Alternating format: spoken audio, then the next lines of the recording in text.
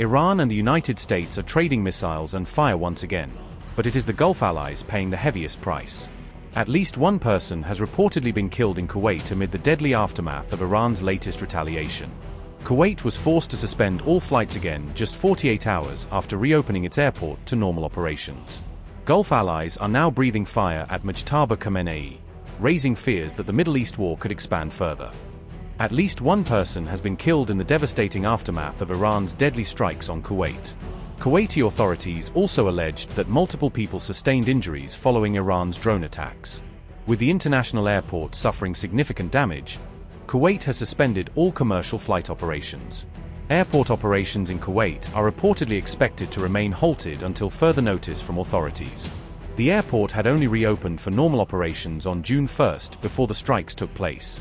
Kuwait's Ministry of Defense confirmed that Iran launched multiple hostile drones during its June 3rd attack. According to Kuwait's Ministry of Defense, Iran fired 13 ballistic missiles and 17 drones during the assault. Gulf allies have now come out strongly against Iran following attacks on Bahrain and Kuwait. The Gulf Cooperation Council released a statement on June 3rd condemning what it called ongoing aggression. The GCC reportedly accused Iran of carrying out cowardly attacks against civilians in Bahrain and Kuwait. GCC Secretary-General Jassim Mohammed al-Budaiwi also accused Iran of hostile actions against Gulf nations. The statement further alleged that Iran's attacks amounted to violations of international law and accepted norms. Al-Budaiwi also urged the international community to take a firm stand and end Iran's aggression. The Gulf Council Secretary-General said, and I quote, "The attacks reflect the Iranian regime's insistence on pursuing rejected hostile policies targeting the security, stability, and sovereignty of the member states.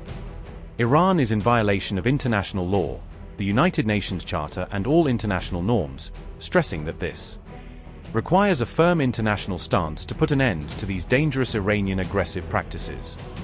We underscored that the security of the Kingdom of Bahrain and the State of Kuwait is an integral part of the security of the GCC states, and that the Cooperation Council states stand united in confronting these attacks and fully support all measures and procedures taken by the two countries to defend their security, sovereignty, and territorial integrity." End quote.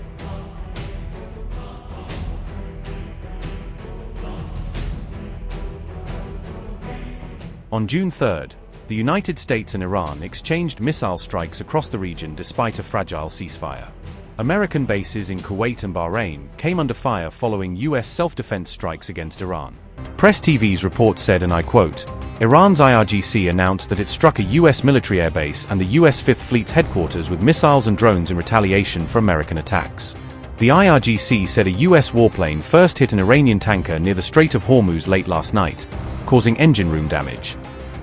In response, the IRGC targeted a U.S.-affiliated vessel named Panaya with naval missiles. After a subsequent U.S. strike on an IRGC telecom tower on Keshem Island, the IRGC Aerospace Force attacked a U.S. air and helicopter base in a regional country as well as the Fifth Fleet's command center.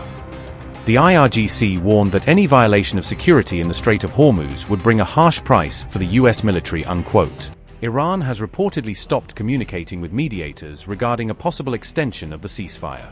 However, U.S. President Donald Trump rejected those claims and insisted that talks with Iran remain ongoing.